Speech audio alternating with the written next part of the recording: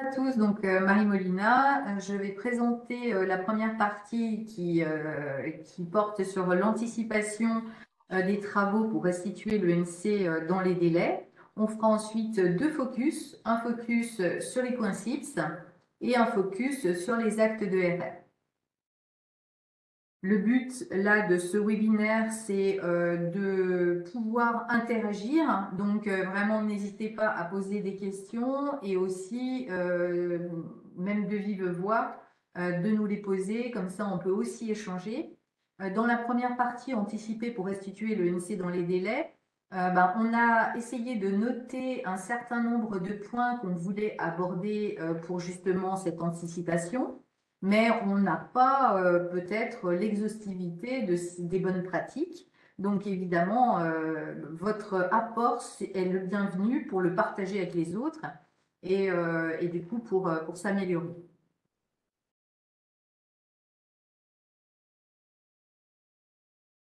Du coup, on va passer à la première slide que vous connaissez, qui est le calendrier de la campagne ENC de l'année N. Donc, pendant l'année N, eh bien, on fait les recueils. C'est finalement l'année où on ne va pas faire les travaux, mais on va faire une période plutôt de recueil. Et l'année N plus 1, donc nous, on l'a appelé comme ça, hein. L'année N plus 1, c'est la période de préparation des travaux et la restitution que vous faites avant le 30 juin, en première validation. Donc là, on voit le calendrier. On a en N-1 tout ce qui est formation méthodologique, en N tout ce qui est recueil de l'ENC, en N plus 1, il y a une mise à disposition des logiciels qui se fait tout début du mois d'avril, une formation aux outils de l'ENC, Arcane et Aramis, la plateforme, etc.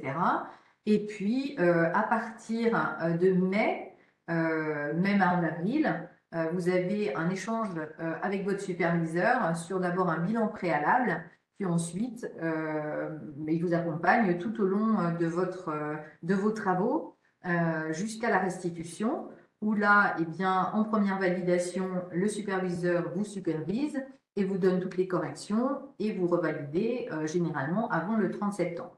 C'est dans cette période entre la première et la dernière validation que tout se joue, parce que finalement, entre le 30 juin et le 30 septembre, il y a 3 mois. Et en fait, on n'a pas forcément besoin de 3 mois, selon nous. On peut restituer le NC en 1 ou 2 mois à ce moment-là. Mais ça demande évidemment d'anticiper de plusieurs mois sans pour autant que la quantité de travail soit augmentée. C'est cette quantité de travail entre le 30 juin et le 30 septembre qui est finalement déportée en amont de la première validation.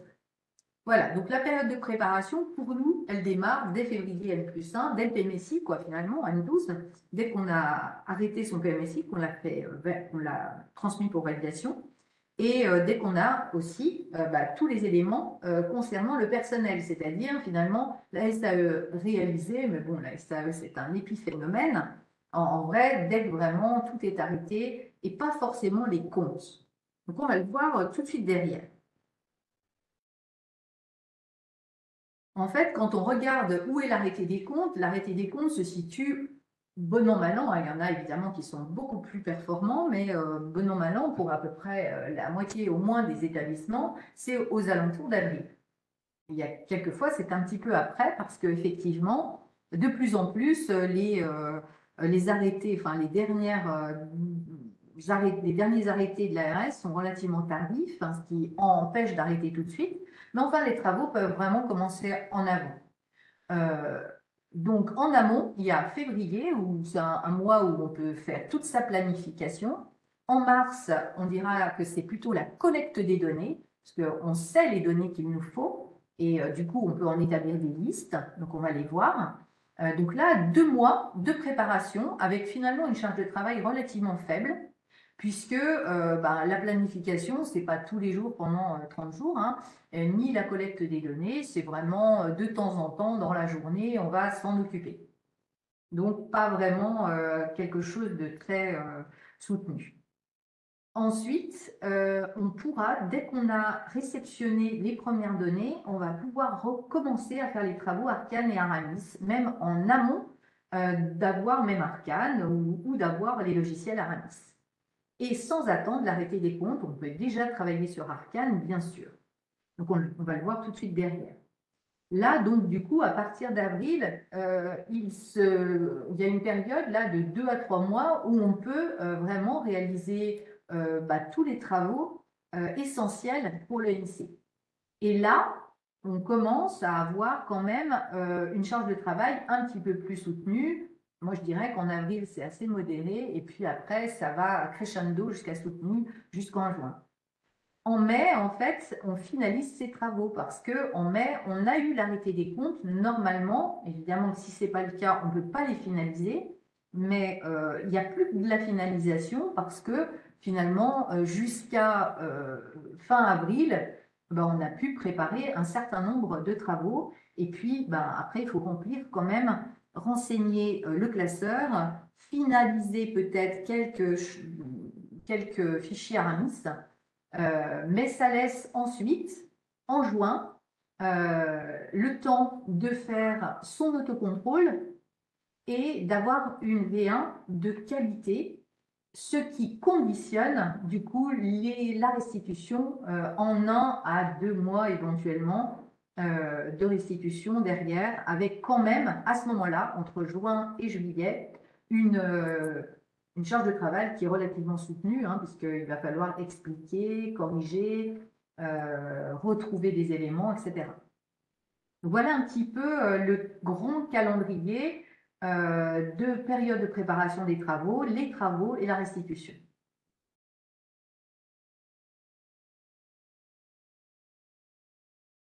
Est-ce qu'il y a du coup des questions à ce niveau-là?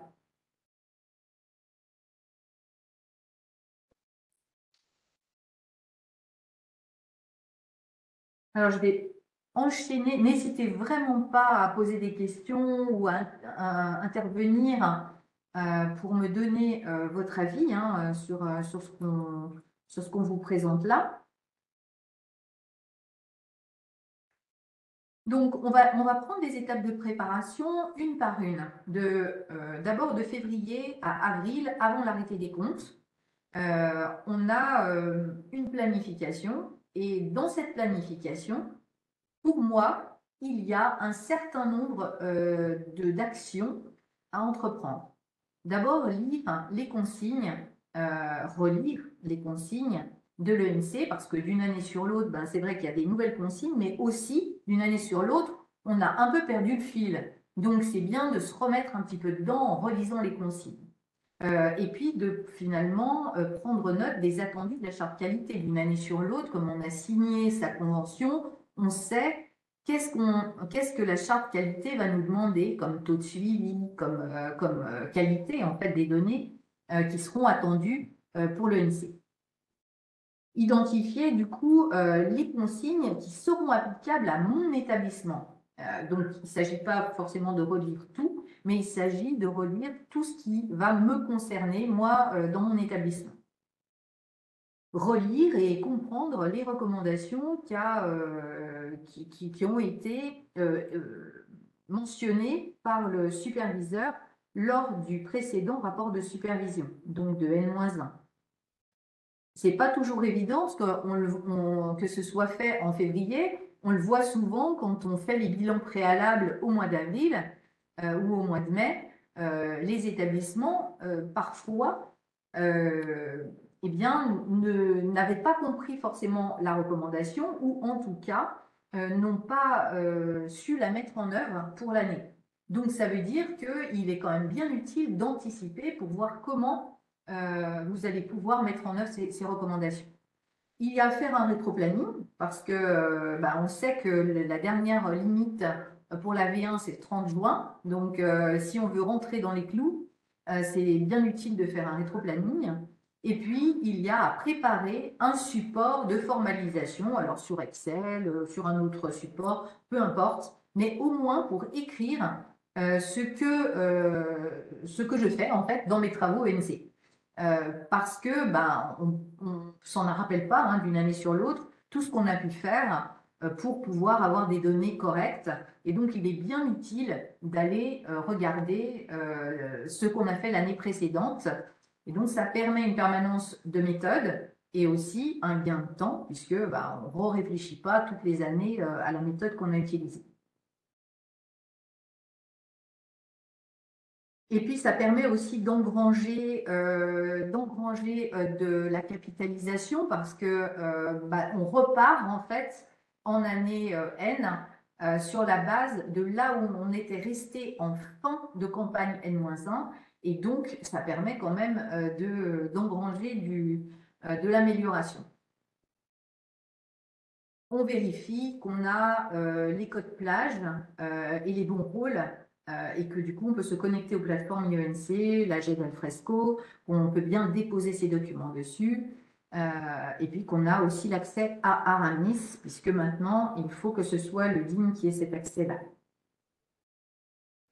Donc, en février, toujours, mais ça peut un peu déborder sur mars, on va commencer à établir ou à reprendre les listes de l'année précédente des données qu'on a à obtenir des différents producteurs internes et externes, puisqu'on a un certain nombre de données à obtenir. Et quand on est dans un projet d'ENC, on est plusieurs personnes et en plus, on a besoin de plusieurs producteurs différents de données. Donc, il est vraiment très utile d'établir une liste et d'établir cette liste par producteur. Comme ça, on peut leur envoyer un mail dès le mois de février en leur disant « Je vous rappelle, machin, que vous devez me donner ça à telle date ». On établit un calendrier des envois et des retours qu'on attend, qui est évidemment compatible avec le rétroplanning qu'on a fixé. On transmet ces listes de données, les informations, les extractions attendues par producteur avec donc une deadline de retour. Et puis, on met en place des rappels pour obtenir ces informations à 3 ou 4 jours de la deadline. On se rapproche aussi du DIM, mais aussi des personnes qui connaissent les activités et les évolutions des activités. Normalement, le contrôleur de gestion le sait. Pour savoir quelles sont les activités nouvelles, celles qui ont été créées, s'il y a eu des changements d'unités physiques à l'intérieur de l'établissement, la fermeture de lits, des modifications qui vont avoir un impact sur le découpage analytique. Parce que le découpage analytique, sa validation, c'est la première chose à faire. Donc du coup, en mars, la validation du découpage analytique, elle doit être actée.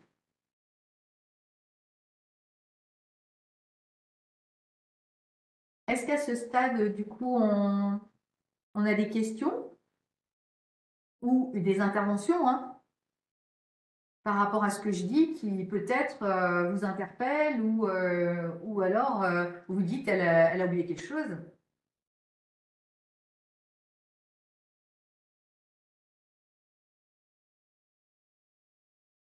Donc, on continue avec un exemple de liste de données qu'on peut établir. C'est un genre de suivi, en fait, qui va me poursuivre d'ailleurs pendant toute la durée de mes travaux et qui vont me permettre de demander déjà ce dont j'ai besoin aux différents producteurs, mais aussi de leur expliquer le contenu de ce qu'il me faut, de leur dire comment je veux que ce fichier me parvienne et où il faut me le déposer. Et puis ensuite, je mets un suivi de date d'envoi de la liste à chaque producteur, de date prévue de réception et de date de réception réelle finalement. Et puis ensuite, quand je vais recevoir ces informations-là, je vais pouvoir les contrôler et regarder un petit peu si le contenu me convient, si c'est vraiment ça que je voulais, s'il va me manquer encore quelque chose.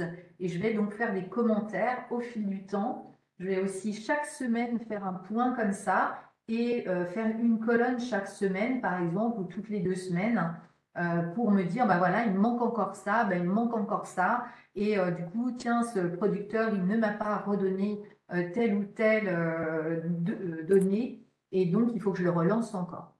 Donc là, par exemple, dans cette liste de données, on voit qu'on a des données qui concernent tout ce qui est ressources humaines, parce qu'on va avoir une extraction de données RH qui est évidemment très importante. Cette extraction, on peut la faire avant l'arrêté des comptes, parce que les payes, elles ne vont pas bouger. En fait, entre le 31 décembre et le mois de février, il n'y a rien qui bouge dans les payes elles-mêmes. Donc l'extraction RH ne va pas bouger. Il va peut-être y avoir des régules en comptabilité derrière, des provisions pour congés payés, des choses comme ça. Mais en tout cas, la paye ne changera pas, l'affectation des gens non plus. Donc du coup, on peut vraiment travailler sur cette partie RH dans vraiment en préalable. Et même s'il y a des petites modifs, même si les montants peuvent parfois changer parce qu'il y a eu des provisions justement qui ont été constituées, que ce soit des charges à payer sur des organismes sociaux, etc., ça ne va que changer les euros et pas les ETP. Ça va changer les euros à la marge et on va pouvoir dans l'extraction intégrer toutes ces modifications en euros.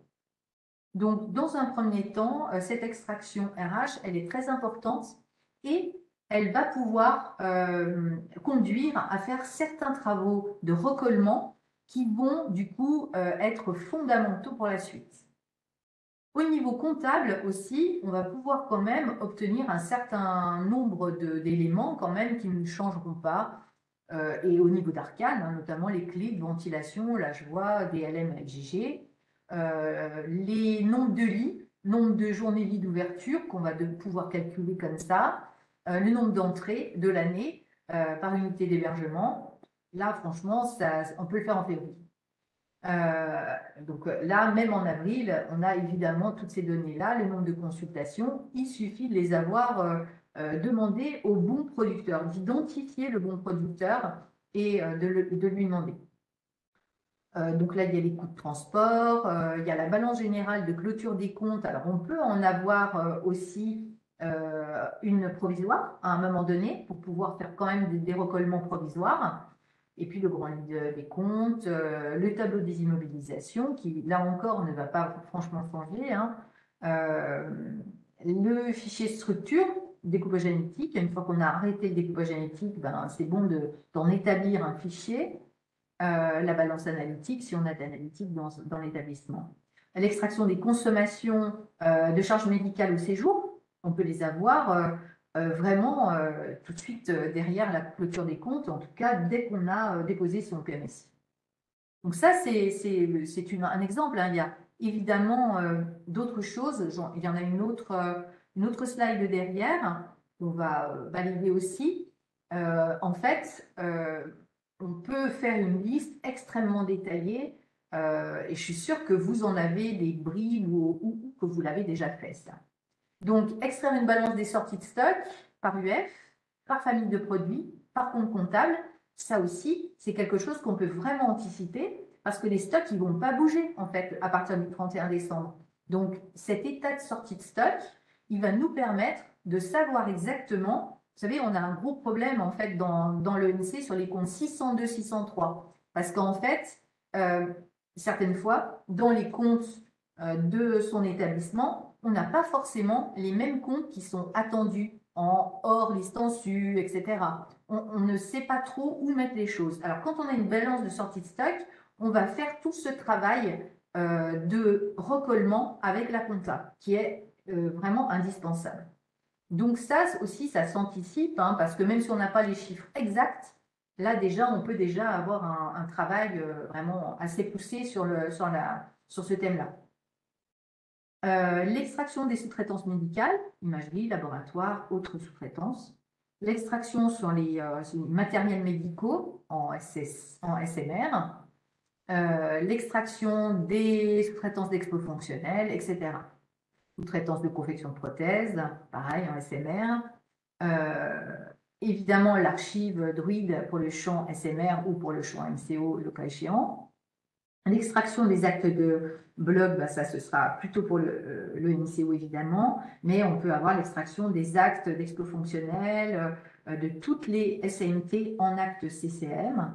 Et ça, pareil, on ne va pas changer grand-chose, même rien, de ce qui a été fait au 31 décembre. Donc tout ça peut être fait avant. Et là, on voit les producteurs, hein, c'est la colonne qui. Donc autant il y a des choses qui sont plutôt compta DIM et il y a des choses qui sont vraiment DIM. Il y a des extractions d'actes qui sont plutôt DIM et peut-être un peu DSI.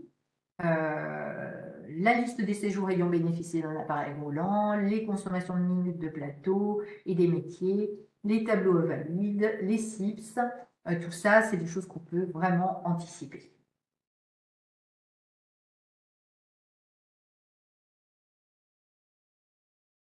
Donc, évidemment, ça ne fait pas tous les travaux, hein, mais une fois qu'on a tous ces éléments, déjà, en mars-avril, on peut démarrer les premiers travaux.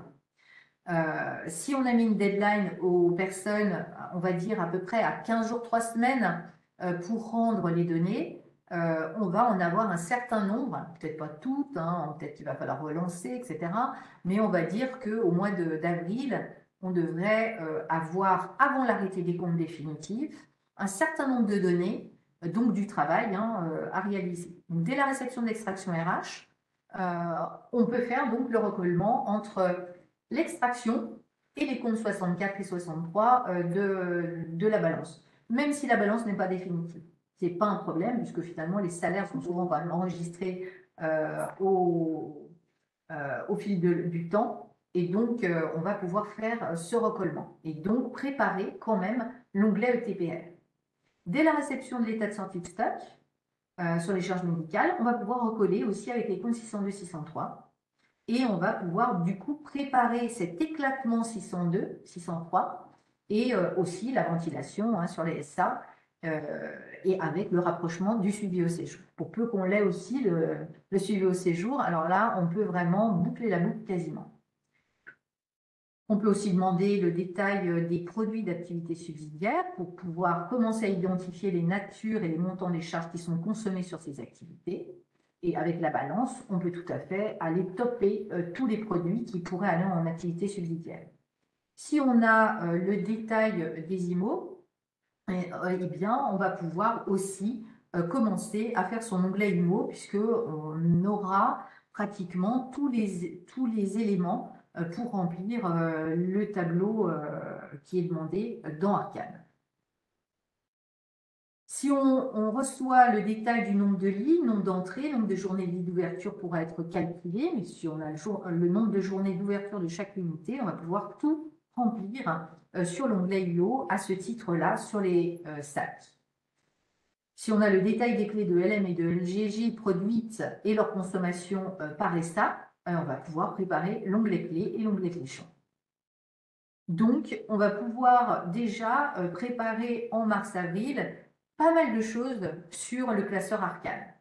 Et évidemment, formaliser tous ces travaux, faire des copies écran des états que vous avez reçus pour que l'année d'après, ce soit plus simple pour les producteurs de s'y repérer, de leur dire, voilà, l'année dernière, vous m'aviez donné ça en exemple d'extraction et ça m'a bien servi. Voilà, on va pouvoir en fait même améliorer le temps passé par les producteurs de données en leur donnant des éléments qui sont assurément ce qu'il nous faut. Après, donc du coup, on peut aussi travailler sur Aramis. Donc, dès la validation du M12, hein, donc au 15 février N+1, en fait, on peut travailler sur tout ce qui concerne les actes, les charges médicales, donc toutes les UO qui sont produites par les SNT, les points 6, tout ce qui concerne le fichier 11 en SMR.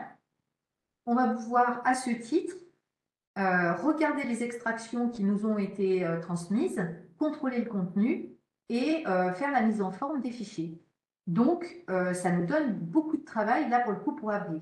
Parce que c'est quand même un temps de travail assez significatif. Donc, tout ça, en fait, pourra permettre éventuellement de finaliser quelques fichiers de façon à tester la transmission sur Aramis. Pareil, on pourra formaliser ces travaux et donc s'avancer sur la finalisation derrière et gagner du temps pour l'année prochaine.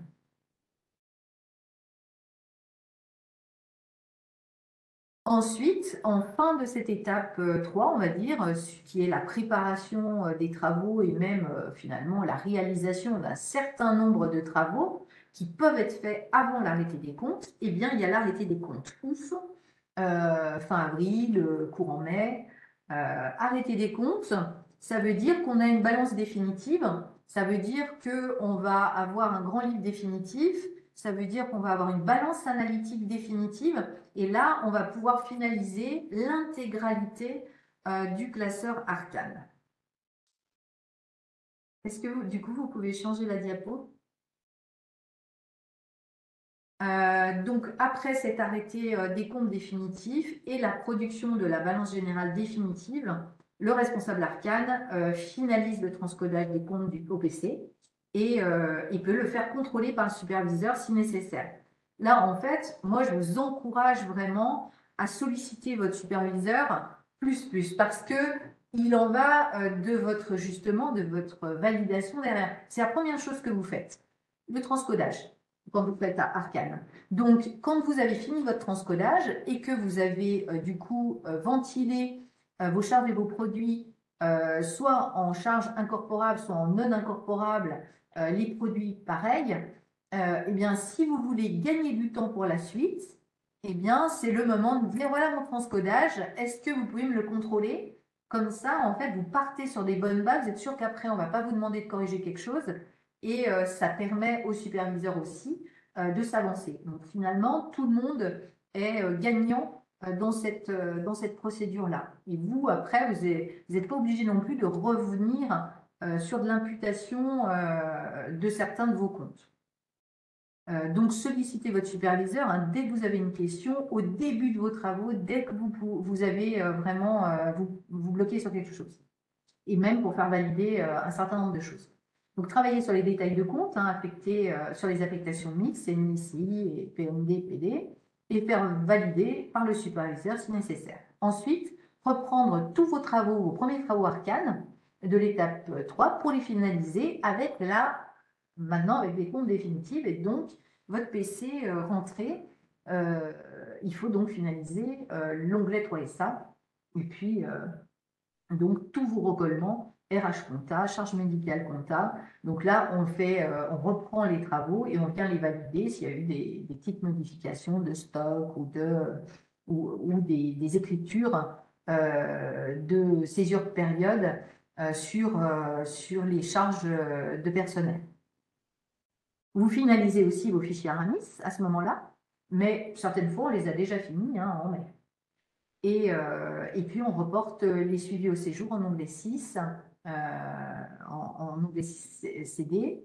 Et puis, on finit son classeur Arcane au niveau de clés champs, notamment, mais aussi l'onglet 5, c'est Inde, puisqu'on a tous les éléments comptables là, à ce moment-là, pour le terminer. Et on peut transmettre donc sur la plateforme IENC. Donc là, on est on va dire en fin mai, début juin. Et donc, on amorce début juin avec déjà des travaux bien amorcés. Et on va pouvoir, à ce stade, parce qu'il se peut évidemment que vous ayez des données qui vous manquent, des informations qui vous manquent, des extractions qu'on ne vous a pas envoyées, et donc il y a des choses qui restent en suspens. Grâce euh, aux documents que je vous ai montrés au tout début sur les listes, vous avez donc suivi au fil du temps ce qu'on vous a transmis, ce qu'on ne vous a pas transmis, donc vous savez exactement ce qui vous manque, ce que vous n'avez pas pu obtenir, mais ça ne vous empêche pas peut-être de continuer parce que une fois qu'il vous manque peut-être une extraction de Spé Pharma LES, ça ne vous empêche pas non plus de faire tout le reste. Donc, par contre, vous allez transmettre une liste résiduelle des derniers attendus par producteur qui vous a donc envoyé ce qu'il fallait avec une deadline de retour sous 8 jours. Là, pour que vous ne soyez pas en retard. Vous allez essayer même sans attendre ces dernières informations, de transmettre les données arcanes et Aramis sur la plateforme IENC et vous commandez un traitement.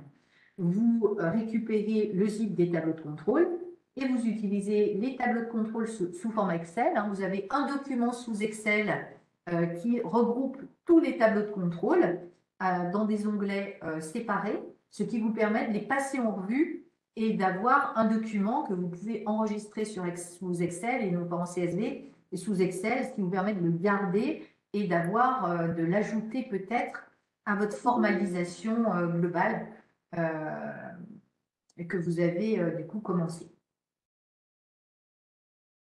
Donc là, vous passez en revue tous vos tableaux de contrôle, vous formalisez vos contrôles et vous réalisez évidemment les corrections. Là, par itération, vous retransmettez, vous recommandez un traitement, vous recontrôlez autant que nécessaire, autant de fois que nécessaire pour améliorer vos données. Et là, vous avez, on va dire, une semaine, 15 jours de travail là-dessus, de peaufinage, on va dire, de vos données. Et après, vous pourrez ainsi les valider. Là, on se situe, alors si on a bien anticipé, on se situe au 15 juin ou en début juin, sur la première quinzaine en tout cas de juin, ou bien si on a un peu pris de retard, on se situe au 30 juin.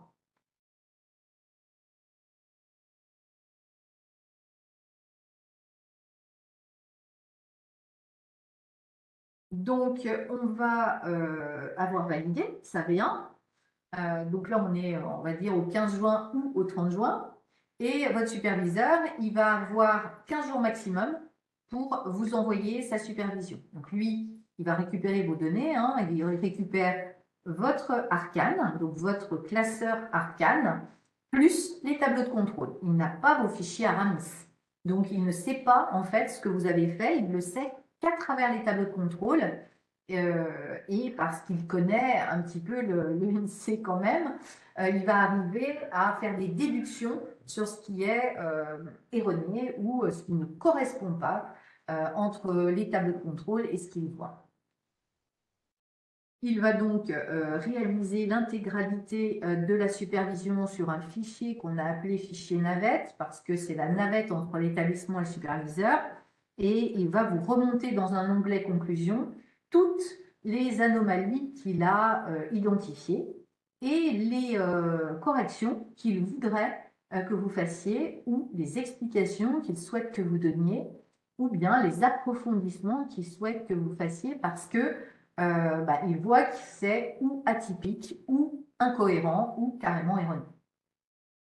Donc, notre organisation, c'est un rendez-vous visio ou téléphone au pire, mais visio c'est mieux parce qu'on peut vous montrer où est-ce qu'on est allé chercher l'information erronée, où est-ce qu'on est allé chercher l'atypie. Donc, on vous montre exactement comment améliorer, même vous en interne, vos données, simplement en regardant les tableaux de contrôle et en mettant en lien plusieurs tableaux de contrôle. Donc, ce rendez-vous que le superviseur vous propose, et il faut anticiper sa date au moment de votre validation. Si vous dites à votre superviseur, ça y est, j'ai validé, quand est-ce qu'on peut faire la réunion visio?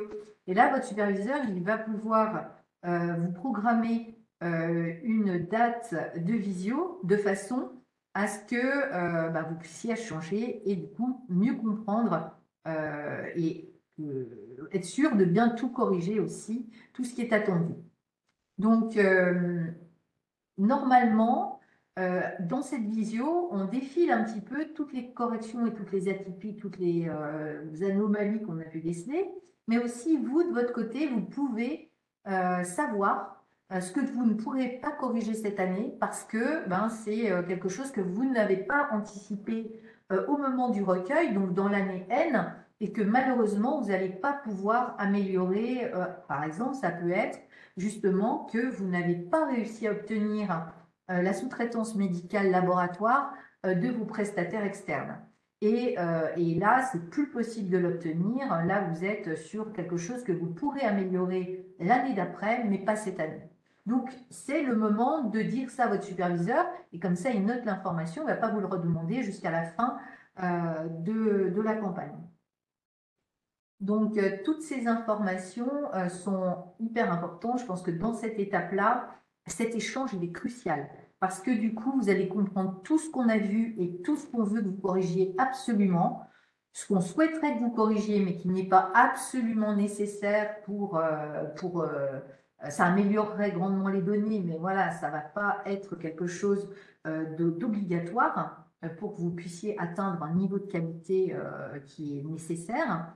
Donc, c'est vraiment très, très important de bien faire cette visio avec votre superviseur.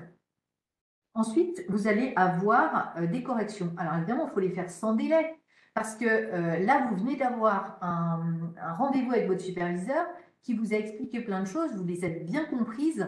Donc, si on attend que passent les vacances d'août là-dessus, autant vous dire que quand vous allez arriver début septembre, vous allez devoir pédaler bien comme il faut pour vous remémorer en fait tout ce que vous a dit le superviseur. Donc, du coup, c'est vraiment, je pense, les corrections sans délai qui sont la meilleure option.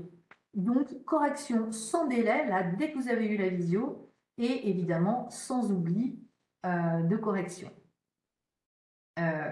Donc là, si on est sur la période, on a eu une V1, on va dire, au 15 juin, par exemple, ou au 30 juin, et on a pris 15 jours, nous, on va dire le max. Quelquefois, on vous supervise avant, mais il y a des fois, quand c'est une V1 au 30, ben, on a quand même beaucoup d'établissements d'un coup.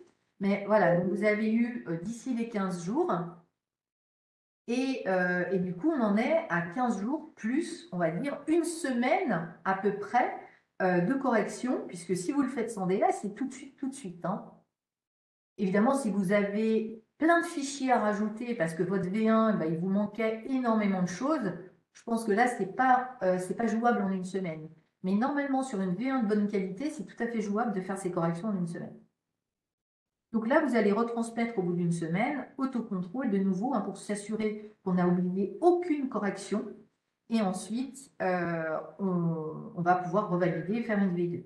Donc là, l'autocontrôle inclut dans cette étape l'analyse de vos données, puisque une fois que vous avez corrigé, on va dire, les essentiels, on peut commencer à analyser les données. Et l'analyse des données, c'est quoi? C'est l'analyse des coûts unitaires de toutes les SA, donc SAC, SMT, et l'analyse des coûts des GM.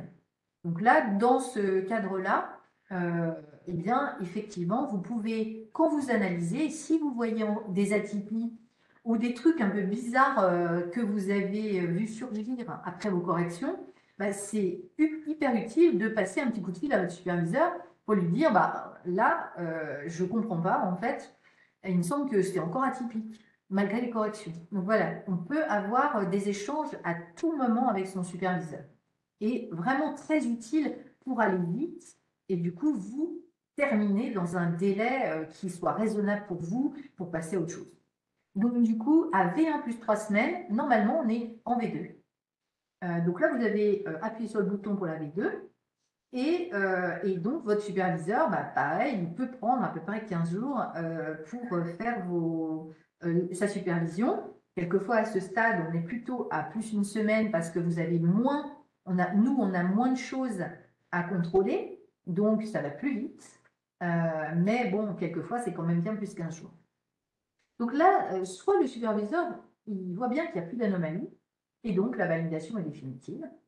Soit, ça voudrait dire que vous ayez fait 2 validations, c'est relativement rare aujourd'hui, hein, soit il reste des anomalies, oubliées, des oublis de correction, ou bien qui n'avaient pas été identifiés à la première validation parce que les corrections ont conduit à générer de nouvelles petites atypies qu'il faut encore corriger. Donc là, vous voyez que l'autocontrôle dont je vous parlais à l'étape 6 est hyper important parce que quand vous avez autocontrôlé et que vous avez analysé vos données, si vous voyez justement à ce stade des petites anomalies, si vous avez appelé votre superviseur, peut-être que vous avez pu les corriger sur votre vidéo. Alors que là, bon, vous ne l'avez pas forcément fait ou quelquefois c'est difficile à déceler, hein.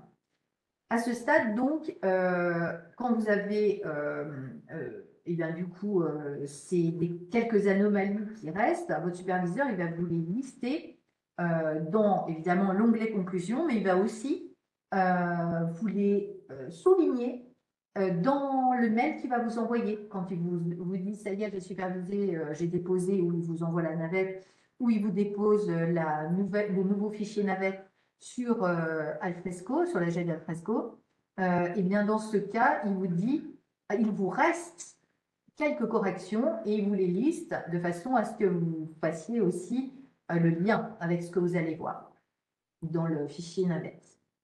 Donc là, évidemment qu'on souhaiterait que vous corrigiez immédiatement parce que là encore, il en va des explications et de la... vous avez tout en tête à ce moment-là. Donc, si vous corrigez immédiatement, ça va vous demander beaucoup moins d'efforts que si vous attendez le mois de septembre. Donc, correction immédiate là encore.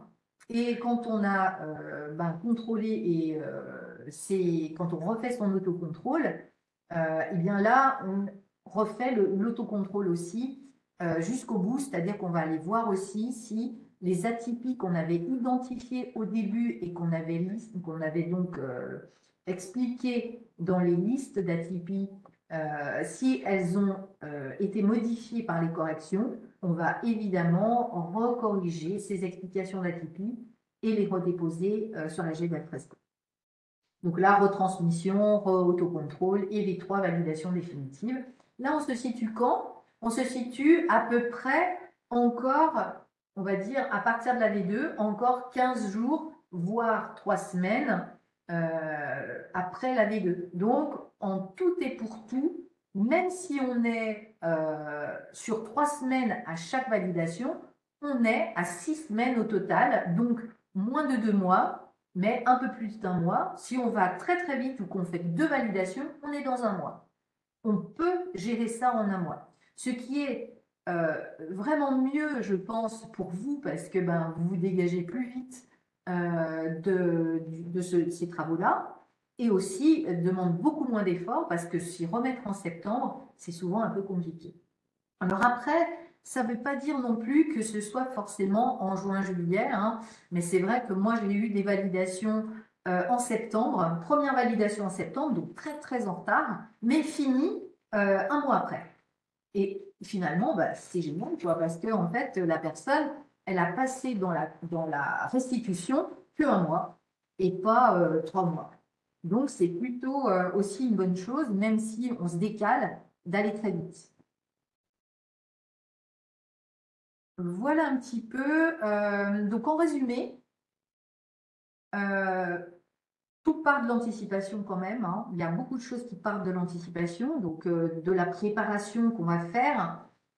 Et on peut préparer, enfin, vous l'avez vu, et je pense que vous le savez évidemment, hein, même si vous ne le mettez pas en place parce que vous avez moult autres choses à faire. Mais ces étapes de préparation, c'est vrai qu'elles sont assez importantes parce qu'elles permettent de distribuer les travaux d'extraction très en amont aux producteurs de l'info. Et du coup, ça leur permet de travailler et vous de continuer à travailler sur autre chose. Et donc, cette période de préparation, même si elle est sur 3 mois, de février à avril, finalement, elle n'est pas très. Elle est pas avec un travail vraiment très important. Elle va être avec une période de travail un petit peu crescendo, du très faible en février-mars à beaucoup plus importante, mais modérée en avril. Les travaux de mai-juin se concentrent vraiment sur le remplissage des outils Arcane et Aramis, le croisement et la cohérence des données. L'anticipation, et même avec une date d'arrêté de compte tardive, hein, en mai ou même en juin, permet de réaliser une V1 dans les délais. Les travaux de préparation sur 3 à 4 mois, donc là, de février jusqu'à, on va dire mai, hein, on peut compter ça comme préparation aussi, améliore le niveau de qualité de la V1, puisqu'en fait, on a tout préparé avant. Donc, on a une V1 de très bonne qualité. Alors que quelquefois, on valide en V1, on le voit bien, hein, vraiment, on valide en V1 avec pas tous les éléments, avec, il nous manque plein de choses. On a remis des clés de l'année dernière parce qu'on n'a pas eu le temps de demander les nouvelles clés de restauration, des choses comme ça. Il y a plein de choses qui sont plus ou moins bien faites ou voilà. Et donc, la V1 comme ça conduit à ce que finalement les travaux se déportent entre la V1 et la V définitive, et ce qui n'est pas bon. Il vaut bien mieux anticiper, faire une V1 de bonne qualité, comme ça, on finit en 2 temps, 3 mouvements et c'est terminé. D'une campagne sur l'autre, En plus, le fait de formaliser, le fait de préparer, on a vraiment une mise en place d'un cercle vertueux, hein, de gain de temps et d'amélioration de la qualité des données. Parce qu'on formalise tous ces travaux, on peut les approfondir, parce qu'on part d'un certain niveau qui n'est pas le niveau du début de l'année N-1, qui est du début de fin de l'année N-1. Et donc là, on engrange, on capitalise au fil des campagnes pour gagner du temps et aussi pour améliorer la qualité de ces données. Voilà, et puis aussi la revue des recommandations qu'a mis le superviseur dès février permet finalement, même si on a... C'est vrai que souvent, en fait, quand on vous donne vos recommandations, bah, c'est en octobre, on va dire, de l'année N+1. Donc, pour pouvoir les mettre en place de toute façon sur N+1, c'est quand même très euh, compliqué. Mais on s'attend quand même à ce que vous puissiez le faire. Et donc, je pense que si plus tôt, en tout cas, vous en preniez connaissance et que vous les avez bien en tête, et mieux c'est pour que ça améliore quand même dès l'année N+1. Voilà un petit peu cette anticipation pour restituer le NC dans les délais. Maintenant, peut-être que c'est intéressant de faire une petite pause et de regarder un petit peu s'il y a des mains qui se sont levées.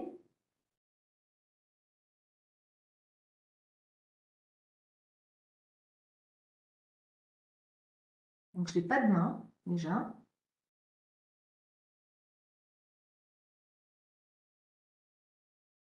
Est-ce que vous souhaitez intervenir par rapport à cette anticipation? Est-ce que du coup c'est quelque chose qui peut vous intéresser d'avoir justement un plan d'action, des modèles, des choses comme ça? Est-ce que c'est quelque chose que vous avez déjà?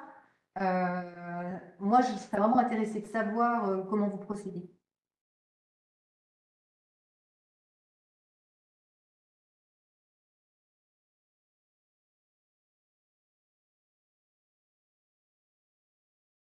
On va continuer, s'il n'y a pas d'intervention, du coup on va continuer avec les SIPS, avec les points SIPS.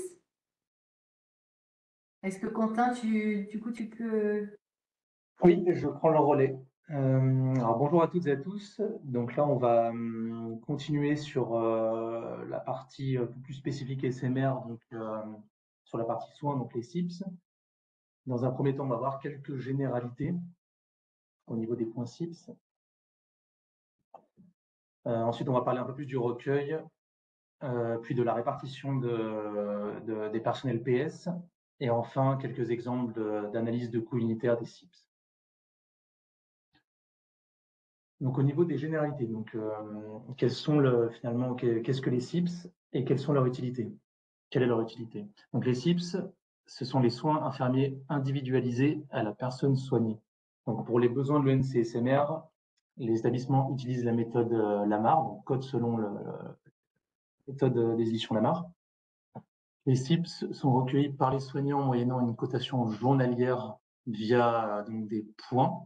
Ce recueil est réalisé par RHS, donc par semaine de séjour, et il permet de connaître donc la consommation en soins de chaque RHS. Ce qu'on appelle la consommation en soins, donc ça va vraiment être la charge en soins, finalement la lourdeur de la prise en charge. Et il permet également donc ce recueil de connaître la consommation en soins de chaque sac via le lien UMSA. Donc via finalement votre fichier 1 qui permet de rattacher les séjours de chaque UM aux différents sacs de votre découpage analytique UNC. Donc finalement les CIP c'est vraiment un outil d'analyse de l'activité en soins infirmiers. Donc c'est vraiment une méthode qui permet de valoriser l'activité de vos soignants en objectivant leur production de soins. C'est également aussi un outil de gestion et management qui aide la prise de décision finalement, notamment sur des questions de dimensionnement en PS de vos services. Donc c'est une méthode qui a été créée dans les années 70 et qui aide vraiment, voilà, donc, comme je disais, à dimensionner les services en PS. La charge en soins diffère selon les types de prise en charge. Il existe une documentation assez détaillée des SIPS, donc via du coup le livre publié aux éditions Lamar, donc, qui s'appelle La méthode SIPS, indicateur en soins infirmiers, deuxième édition, et également aussi une méthode SIPS réalisée par le club des utilisateurs de la méthode.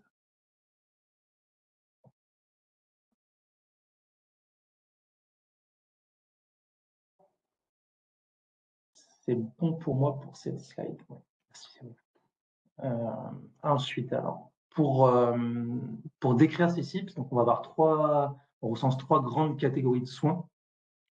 Donc les soins de base, donc qui sont en fait finalement des soins enfin des besoins fondamentaux, comme l'alimentation, donc boire, manger, comme tout ce qui est locomotion, le fait de se mouvoir correctement, de maintenir une bonne posture, etc. Des soins de mobilisation, d'élimination, d'hygiène et de confort, donc savoir se dévêtir, se vêtir, etc. Correctement, enfin, bonne position pour dormir, pour se reposer, etc. On a également donc toute une partie de soins techniques. Donc ces soins-là regroupent vraiment les actes liés à la prescription médicale pour l'application des thérapeutiques. Ça regroupe aussi tout ce qui est diagnostic et surveillance des traitements. Et on a aussi une troisième grande catégorie, donc qui sont les soins relationnels éducatifs, donc qui sont aussi des soins finalement de besoins fondamentaux comme savoir communiquer, apprendre, éviter des dangers, etc., etc. Donc c'est des temps de relation avec le patient et avec la famille. L'intensité des soins donc est graduée via une grille et est mesurée par des coefficients. Donc, ils vont de 0 à 20, donc 0, 1, 4, 10, 20. 0 étant du coup une cotation dédiée à l'HDJ. Donc, c'est vraiment dans le cas où on a 0 temps de soins pour un patient. Donc là, l'établissement a la possibilité de coter 0. Quand il y a eu des soins qui ont été effectués, on va avoir donc soit un coefficient à 1, donc c'est vraiment si on a une autonomie des soins très légers qui ont été faits sur le patient. Un coefficient à 4 en cas de dépendance modérée de soins courts. Donc là, vraiment, c'est dans le cas où le patient est finalement une dépendance assez modérée et qu'il a besoin juste d'une aide ponctuelle et qu'il aura du coup reçu des soins courts. On a un coefficient à 10 en cas de dépendance majeure et de soins lourds. Donc là, on est sur un degré plus important de dépendance avec un besoin accompagné d'un besoin d'une aide permanente, de la réalisation de la quasi-totalité des soins. Donc là, il va y avoir des soins très lourds dans ce cas-là. Enfin, dans le cas suivant, du coup, dans le cas 20, dans le cas de cotation à 20, on aura une dépendance totale et des soins très lourds. Donc là, on est encore au-dessus du 10. Donc là, c'est vraiment une dépendance totale et le patient a besoin vraiment d'une complète suppléance sur tous ses besoins, finalement, accompagné de soins très lourds.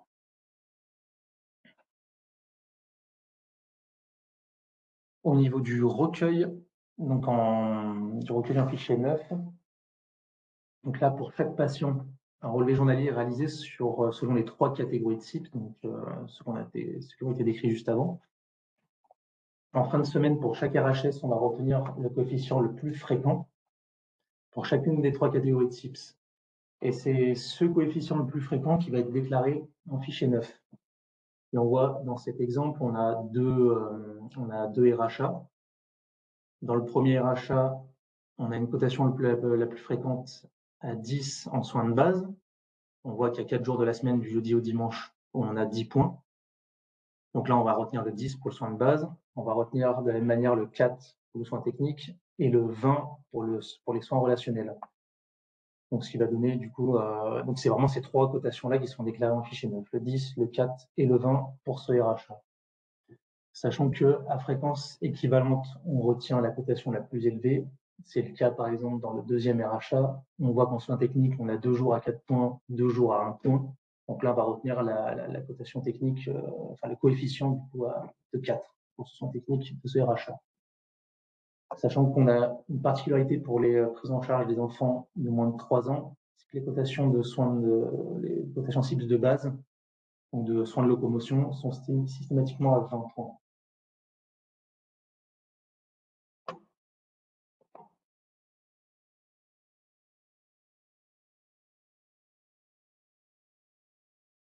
Donc là, on a un exemple de format de fichier 9, donc le format attendu avec l'identifiant séjour, le code UM qui va permettre de rattacher donc les séjours de l'UM correspondante à la SAC du découpage, la date de la période de recueil qui commence par le lundi du RHS, la journée de présence, semaine, week-end, et ensuite on a nos différents coefficients les plus fréquents. qui ont été retenus pour chacun des RHS. Donc c'est cette cotation la plus fréquente qui sera ensuite qui s'appliquera donc sur toutes les journées de présence du PMSI, qui permettra de calculer le score CIBS du RHA. Là, on voit par exemple dans notre première ligne, on a sur l'UM01 en date du 2 octobre 2023, on a un 1 de partout, donc ça veut dire que le patient était présent toute la semaine du lundi au dimanche, avec une cotation de base à 10, une cotation technique à 4, une cotation relationnelle à 10. Donc on va voir ce score-là qui va s'appliquer, donc le cumul de ces 3 points qui vont s'accumuler sur toutes les journées de présence.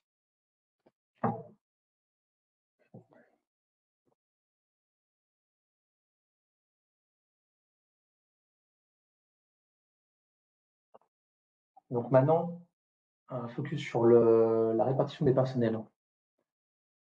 Donc, étant donné les différentes prises en charge, les différences de prise en charge entre les différentes unités, il est essentiel de ventiler les charges et les ETP, donc des personnels soignants, sur les SAC où ont été hébergés les séjours. Donc, c'est pourquoi on attend une méthode de ventilation des PS au réel sur les SAC, notamment dans le cas où si l'établissement a une unité physique par spécialité. Donc, c'est-à-dire que dans son découpage analytique au niveau de l'ENC, les SAC seront concordants avec les unités physiques. Finalement, on a une unité physique, une spécialité, ce sera égal à une SAC dans l'ENC. Donc là, on attend une ventilation du PS au réel. En revanche, si le découpage diffère de l'organisation physique de l'établissement, par exemple, si on a plusieurs spécialités regroupées dans une même unité, donc si on a une unité physique, un étage, et sur cet étage, on va avoir plusieurs spécialités, par exemple du neuro et du loco, là, la ventilation du PS ne pourra pas être faite au réel. C'est là aussi également, si l'établissement ne connaît pas précisément l'affectation de CPS, là aussi, il ne pourra pas donc, la faire en réel, logique. Donc, plusieurs méthodes dégradées sont possibles pour pouvoir ventiler le PS dans ce cas de figure-là.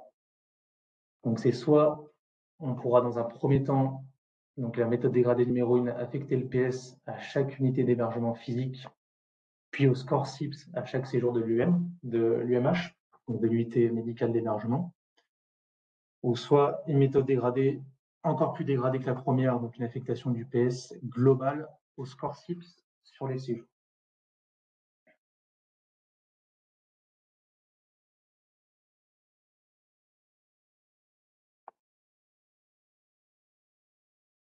Donc, petit point d'intention, le score CIBS n'est pas déclaré directement en fichier 9, donc il est calculé. Comme on l'a vu juste avant, ce qui est déclaré dans le fichier 9, c'est vraiment le coefficient le plus fréquent de chacune des 3 catégories de CIBS. Et le score est calculé à partir de ces 3 scores les plus fréquents, de ces 3 coefficients les plus fréquents. Par contre, quand vous importez votre fichier 9 dans Aramis, vous aurez donc 2 rapports qui s'affichent. Alors, le premier rapport R016, donc sur le total des scores CIBS par SAC, et le rapport R017 qui rappelle en fait le total de scores CIBS par UM. À noter que la TIH a rajouté une nouvelle version Aramis cette semaine, donc version qui est facultative, mais dans laquelle est présent le rapport R017 qui n'était pas présent jusqu'ici, donc sur le total des scores CIBS par UM. Donc si vous avez besoin de cette information-là, il va falloir télécharger la dernière version et importer de nouveau votre fichier 9 pour pouvoir générer ce rapport. Sachant que si vous voulez du coup afficher de nouveau le rapport, vous pouvez aussi cliquer sur le lien en vert juste en bas de la capture d'écran.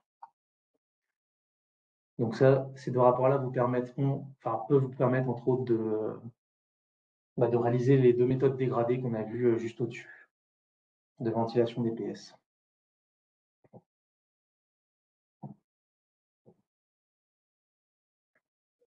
Alors, le score CIBS. Donc, le score CIBS, qu'est-ce que c'est? Eh ben, c'est simplement la somme des points recueillis les plus fréquents de la semaine, multiplié par le nombre de journées de présence du RHS au PMSI.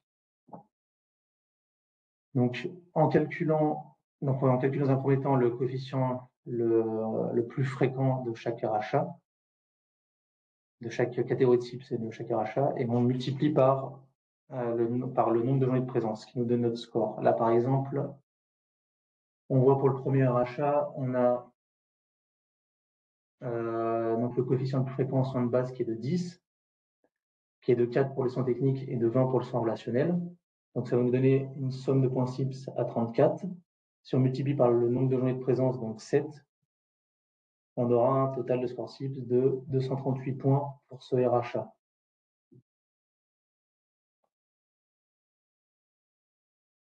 Ensuite, si on cumule tous les scores CIPS de chaque RHA, ça nous donnera notre score CIPS total de la SAC. Et ça ressortira du coup, ce score CIPS total de la SAC qui ressortira en tableau 555 partie 1. Et c'est ça qui permettra finalement le calcul de votre coût unitaire de CIPS de votre SAC. Dans ce tableau-là, du coup, on aura le coût unitaire du CIPS qui sera calculé à partir des charges de PS ventilées, divisé par le score CIPS global de la SAC. Donc vous aurez votre coût unitaire N, N-1, et aussi le coût unitaire de référence. Ensuite, dans un deuxième temps, dans la partie 2, vous aurez la notion de charge PS par jour et aussi de score CIPS par jour, donc qui est calculé à partir du score CIPS total de la SAC divisé par le nombre de journées de présence du PMSI. Donc voilà, vraiment la partie 2, ça permet d'affiner l'analyse par rapport à la première partie, où là on pourra, du coup, grâce au score CIPS par jour, analyser des évolutions de l'ordre de prise en charge, par exemple par rapport à N-1, ou des différences de l'ordre de prise en charge entre N et la référence, via du coup toutes ces cotations par jour, via ces indicateurs-là.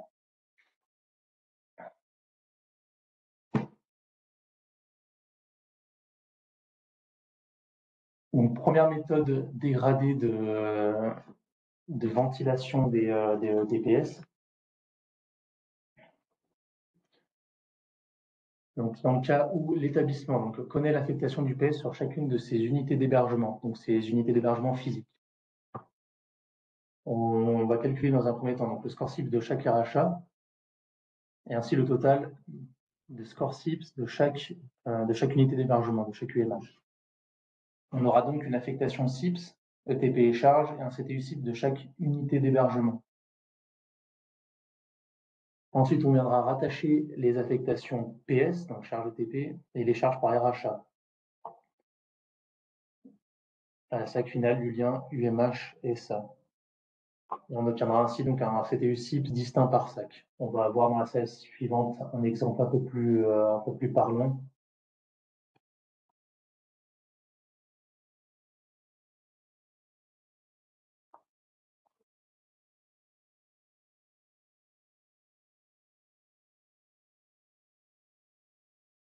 Donc là, pour matérialiser un peu plus ça, donc cette méthode-là, on a donc nos unités physiques. Donc là, si on visualise ça dans un établissement, on aurait par exemple l'UMH 1 donc, qui pourrait correspondre au premier étage de l'établissement, l'UMH 2 qui pourrait correspondre au deuxième étage. Dans chaque étage, dans chaque unité physique, on a plusieurs unités d'hébergement qui ont été créées au PMSI, car plusieurs spécialités présentes, du neuro, du loco, du cardio. Par contre, en termes de découpage analytique dans le NC, là, comme vous pouvez le voir, on a regroupé donc l'UM neuro de l'étage 1, donc de l'UMH 1, et l'UM neuro de l'étage 2, donc de l'UMH 2, au sein d'une même SAC, donc une SAC neuro. Même principe pour la SAC loco, on rassemble l'UMH de locaux de l'étage 1 et 2, et pareil pour la cardio. Donc en fait, ici, ça va nous permettre de calculer un score CIPS global de nos UM. Donc, par exemple, si on prend le neuro de la SAC neuro, on aura le score CIPS de l'UMH 1.1 euro et 2.1 euro. Donc, soit 770 CIPS au total. À partir de ça, on va pouvoir calculer les charges d'EPS à ventiler sur la SAC. Donc, on va prendre le score CIPS de chaque UMH, on va multiplier par le CTU CIPS calculé par unité physique. Une fois qu'on aura ces charges de PS ventilées, on va pouvoir calculer un CTU CIPS par SAC et qui sera différent du coup selon qui sera distinct entre chaque SAC. Comme dit précédemment, grâce au rapport R17, vous allez pouvoir calculer les scores CIPS. Enfin, les scores CIPS seront déjà calculés par UM, donc vous pouvez déjà l'utiliser pour justement pour faire ce travail-là.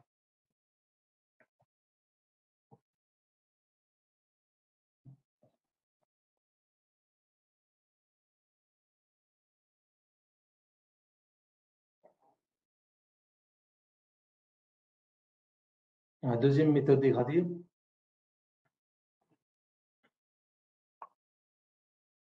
donc là, c'est vraiment dans le cas où l'établissement ne connaît pas de manière précise l'affectation de ces PS par unité d'hébergement, alors il peut faire une ventilation au score CIPS des séjours. Donc là, l'établissement a récupéré via donc le rapport du résultat, enfin via le rapport du fichier 9, le score CIPS de chaque stack, puis il a réparti ces PS au prorata.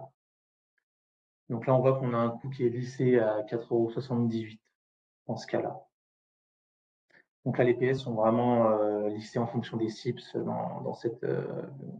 avec cette méthode dégradée.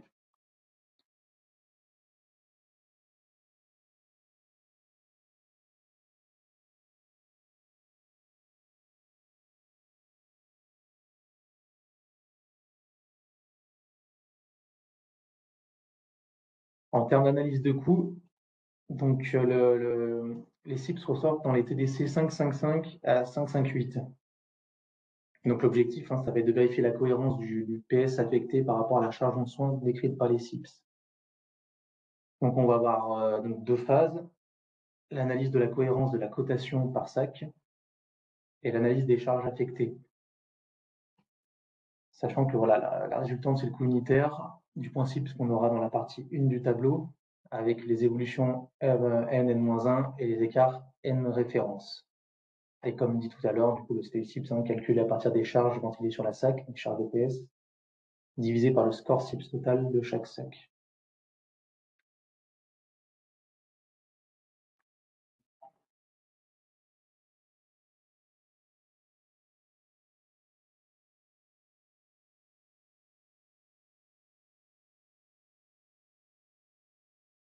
Donc, deux éléments peuvent entraîner une atypie de CTU CIPS, donc la cotation CIPS ou la ventilation des PS. Là, on voit dans notre exemple qu'on a un PS qui stagne.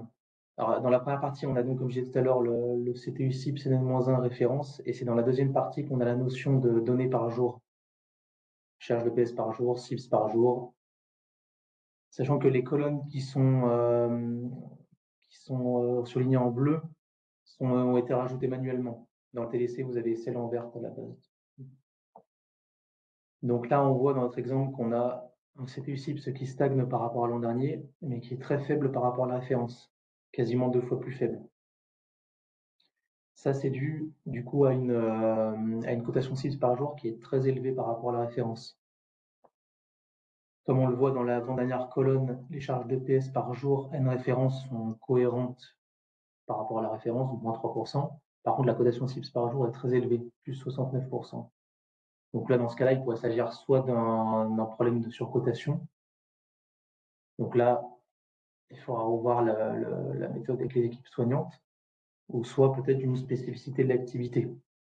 Donc là, ce sera donc un point à creuser pour qu'on puisse après apporter une explication là-dessus. Ou alors éventuellement mettre une recommandation en cas de problématique de cotation.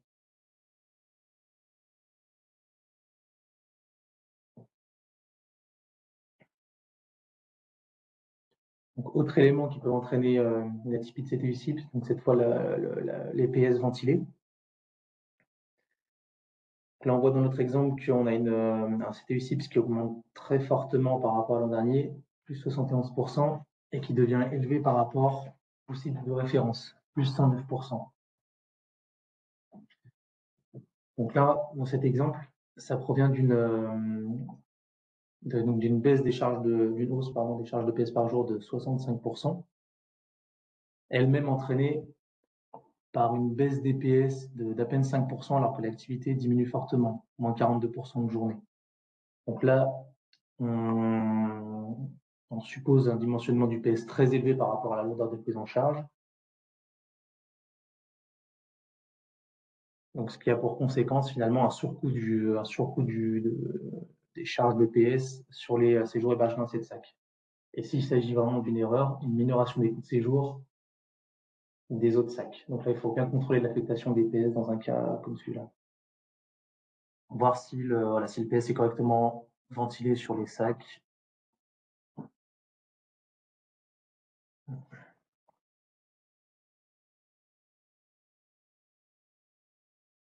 À présent, on va aborder le focus sur les actes de rééducation. Donc, on va également voir. Bonjour. Oui, il y a une question sur le QNR. Je la lis du coup. Bonjour, ce serait bien également que d'autres rapports donnent la répartition par sac comme vous venez de le faire pour le fichier 9. C'est ce que l'on me demande de faire pour la plupart des fichiers.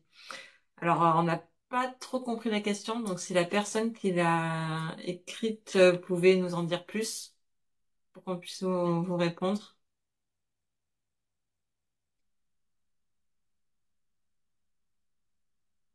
En attendant d'avoir peut-être les compléments d'information, on rappelle effectivement que dans Aramis, il y a des exports qui peuvent se faire à destination d'Arcane. Deux choses qui peuvent être exportées, des informations à destination de l'onglet 6CD pour les charges directes au séjour. Ça marche pour les charges des recueils datés. Et puis l'export des données à destination de l'onglet UO. Voilà, donc ce sont des informations issues d'Aramis qui sont directement importables dans Arcane et qui peuvent peut-être répondre partiellement à cette question. Et puis aussi également pour ceux qui font le RTC, vous avez un export des informations issues du fichier 11 à destination de l'onglet clés pour les métiers de RR.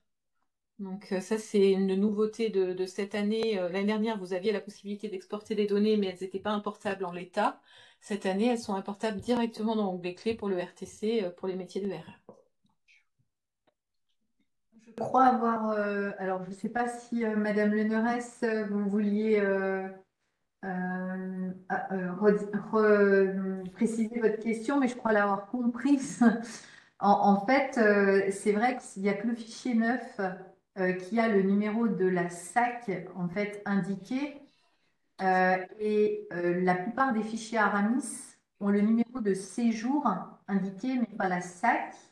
Et donc, pour pas mal de données qu'on travaille, quelquefois, c'est hyper intéressant de savoir par SAC ce qu'on a déclaré dans les fichiers Aramis. Donc, je pense que c'est ce que Madame Leneresse voulait dire. C'est-à-dire qu'effectivement, le fichier 9, il a directement la SAC. C'est pour ça que le rapport, il peut être fait en direct, hein, dès la transmission du fichier. Mais les autres ont que les numéros de séjour. Mais on peut le faire parce que si on a le numéro de séjour, et ben, effectivement, on sait la SAC par le fichier 9, par exemple, et on peut revenir à des numéros de SAC aussi pour tous les autres fichiers Aramis. Alors, c'est partiellement possible dès lors qu'on a le numéro de séjour et la date, puisque l'UM dépend du numéro de séjour et de la date. Et donc, si effectivement un séjour est resté dans la même UM tout le temps, son numéro de séjour est directement rattachable à une UM et donc à une SAC. Par contre, s'il a changé d'UM en cours de séjour, il faut absolument que ce soit un recueil daté pour être en capacité de le rattacher à une UM et donc à une SAC. C'est pour ça que les exports d'Aramis vers la phase 6CD de suivi au séjour existent uniquement pour les recueils datés et pas pour le fichier 4, par exemple, de sous-traitance ou de transport des patients qu'on retrouve dans ce fichier, parce que comme il n'est pas daté, on ne peut pas l'affecter automatiquement à une section clinique. Et jamais une SAMT, évidemment. Donc quand on est sur de la sous-traitance médico-technique, l'affectation se fait sur une SAMT et le numéro de séjour n'est jamais rattaché à cette SAMT. Est-ce que ça a répondu à votre question, du coup, Madame Leneresse?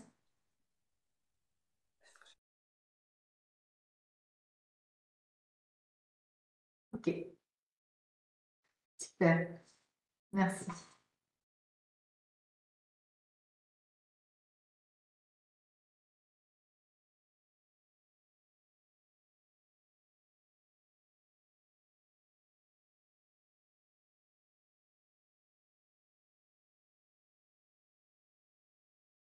Je crois que tu peux continuer, Quentin, parce que en fait, du coup, Madame Leneresse a répondu et donc on peut continuer. Sauf s'il y a d'autres questions, hein. On n'en voit pas sur le QNR. Bon, du coup, je vais continuer. Donc maintenant, on va aborder le deuxième grand axe du SMR, donc la partie acte de rééducation, acte RR. Donc on va voir également quelques généralités comme pour les CIPS, et on va faire ensuite un focus sur les actes pluriprofessionnels et enfin sur les métiers de rééducation.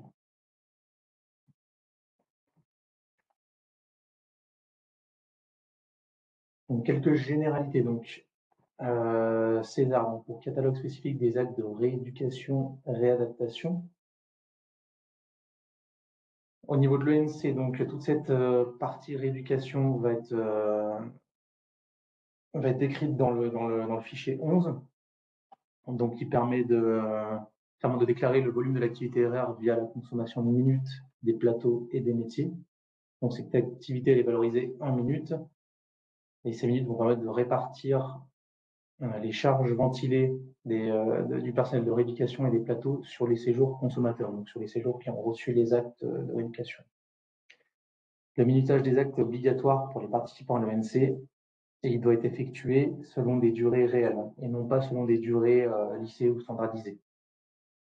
Au niveau du fichier 11, chaque ligne correspond à un acte effectué par un intervenant. Et pour chaque acte, on va avoir du coup le minutage correspondant.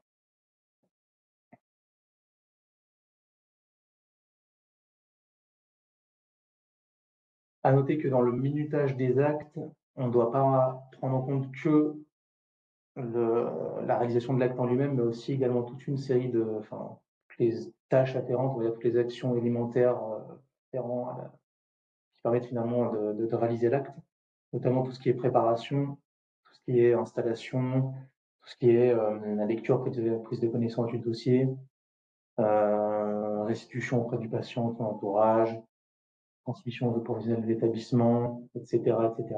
Tout ça, c'est vraiment des temps à inclure dans le minutage des actes de rééducation.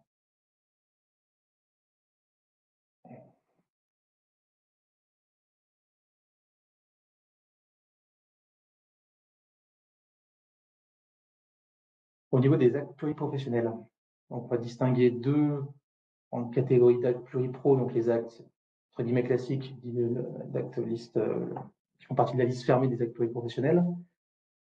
Donc pour ces actes-là, au PMSI, seul l'intervenant principal code l'acte en déclarant obligatoirement le nombre d'intervenants total l'ayant réalisé. Et dans le NC, on attend donc une ligne par intervenant présent à l'acte. Donc si on a par exemple un acte réalisé par 3 intervenants, l'intervenant principal code l'acte, déclare 3 intervenants, et ensuite dans le NC, on va attendre 3 lignes qui correspondent donc à un acte par intervenant présent. Pour ce qui concerne les actes pluriprofessionnels hors liste fermée, donc eux, comme leur nom l'indique, ne font pas partie de la liste fermée des actes qu'on a vu juste avant, car ils ne sont pas par nature réalisés par plusieurs professionnels de rééducation. Mais pour des raisons diverses, l'établissement peut réaliser certains actes à plusieurs intervenants de même métier, comme de métiers différents. Donc au PMSI, là aussi, donc seul l'intervenant principal va coder l'acte et peut déclarer le nombre d'intervenants l'ayant réalisé.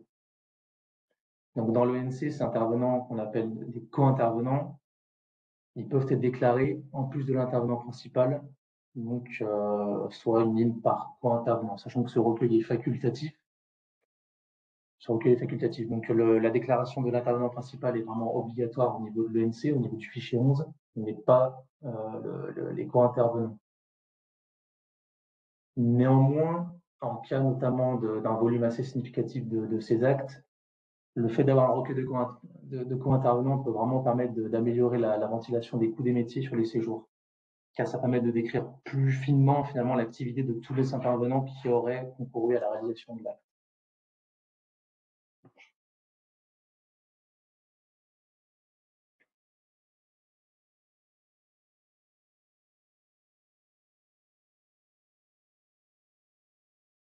Au niveau des métiers, donc on va faire surtout un focus sur le tableau 8.5, donc l'analyse des CMT métiers salariés.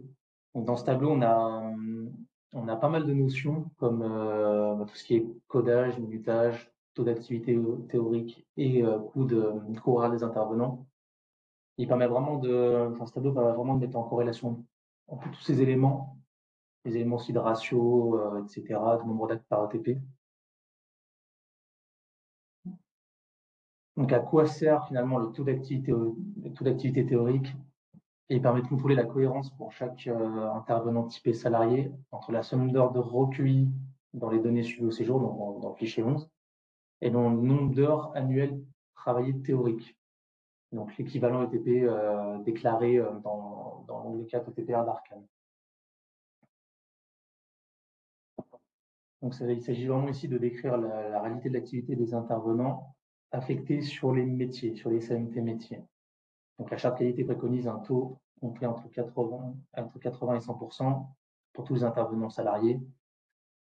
On peut avoir des taux qui sont supérieurs ou inférieurs à la charte qualité, donc atypique, mais potentiellement justifié. Le taux d'activité théorique est calculé donc à partir des heures déclarées en onglet UO d'Arcane, qui sont le reflet de votre fichier 11, divisé par les ETPA déclarés en onglet 4 ETPR, fois donc le TP, donc enfin 1607 heures, donc le TP théoriquement travaillé sur une année.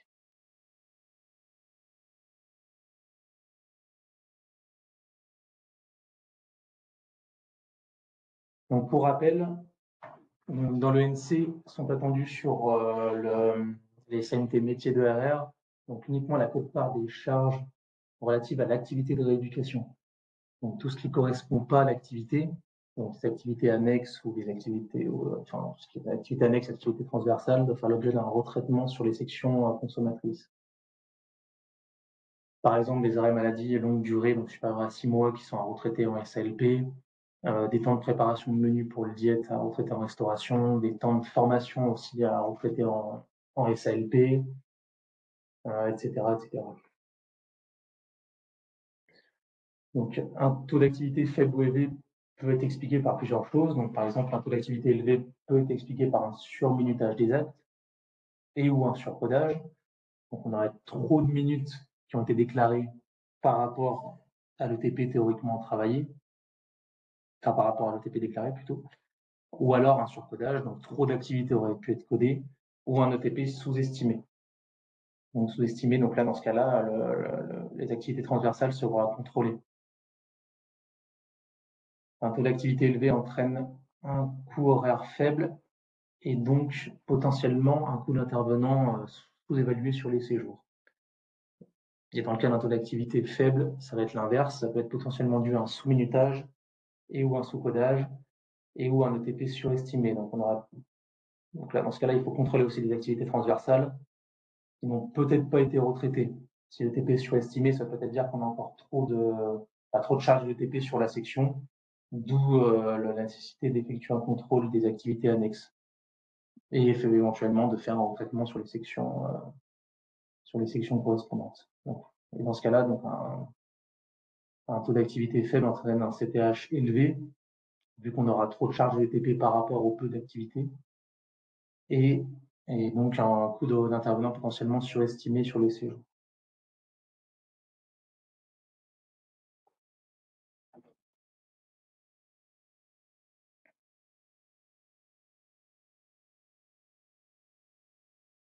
Donc là, ici, on a un premier exemple pour le métier kiné d'un taux d'activité élevé. Donc là, le taux d'activité qui était calculé à partir, donc, comme on disait, des heures d'Arcane, donc issu de l'onglet UO, elle-même issue donc du suivi au séjour en fichier 11. Donc on a 8006 heures divisé par 4 TP issus de l'onglet TPR fois notre TP théoriquement travaillé sur l'année, donc 1607 heures, ce qui nous donne un taux d'activité de 124 et quelques %. Donc ce qui est donc fortement supérieur à 100%. Donc là, ça pourrait soit venir d'un surcodage éventuellement ou d'un surminutage. Alors on voit ici dans ce cas-là que le nombre d'actes par ETP semble cohérent et même un peu inférieur à la référence. Donc on peut en conclure qu'il n'y a pas de problématique surcodage, mais possiblement un surminutage. Mais il pourra aussi s'agir de la présence de stagiaires non rémunérés codant des actes. Si c'est le cas, ça veut dire que du coup, on a l'activité des stagiaires inclus dans nos minutes, mais qu'en face, vu qu'ils ne sont pas rémunérés, on n'a pas d'ETP dans Arcane. Ce qui pourrait expliquer qu'on a du coup un taux d'activité assez élevé. Parce qu'on n'aurait finalement pas assez de charges par rapport au volume d'heures. Donc là, on peut voir que vu qu'on a finalement peu de charges de ETP par rapport au volume d'heures, on a un coût horaire qui est assez faible par rapport à la référence, donc de 25 euros contre 36 pour la référence, donc à peu près moins 30%. Donc là, on voit vraiment la corrélation entre les deux, là, finalement. Le taux d'activité élevé, on a un coût faible parce qu'on a peu de charges par rapport à l'activité déclarée en fichier 11 et en onglet 2.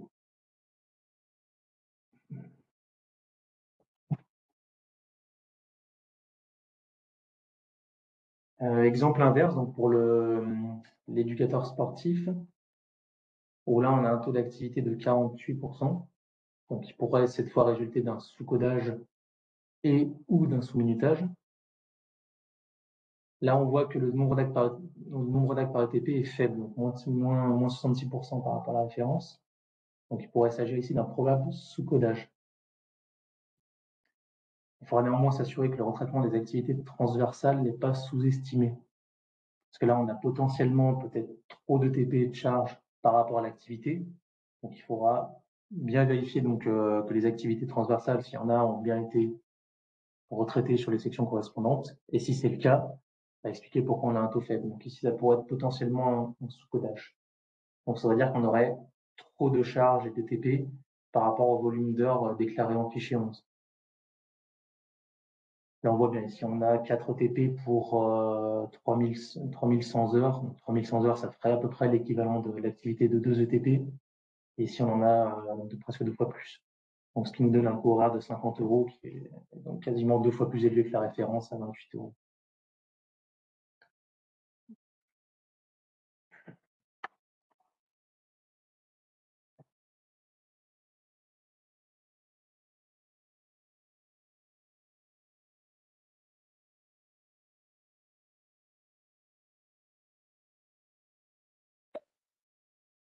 Est-ce que vous avez des questions par rapport à cette partie?